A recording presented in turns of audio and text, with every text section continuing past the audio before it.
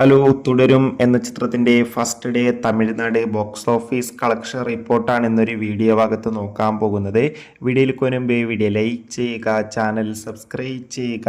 ഈ വരുന്ന April May മാസം അങ്ങോട്ട് ധാരാളം ചിത്രങ്ങൾ OTT റിലീസ് ചെയ്യും.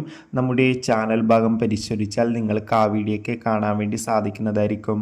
മോഹൻലാൽ, ശോഭന എന്നൊക്കെ പ്രധാന കഥാപാത്രങ്ങളായി തരുൺ മൂർത്തിയുടെ സംവിധാനത്തിൽ ഇന്ന് ഏപ്രിൽ 25 റിലീസിനെത്തുന്ന ചിത്രമാണ് തുടരും. എല്ലാ സിനിമാ പ്രേമികളും ഒരേപോലെ തുടരും എന്ന ചിത്രത്തിൻ്റെ ഓരോ അപ്ഡേഷനും അറിയാൻ വേണ്ടി കാത്തിരിക്കുകയായിരുന്നു.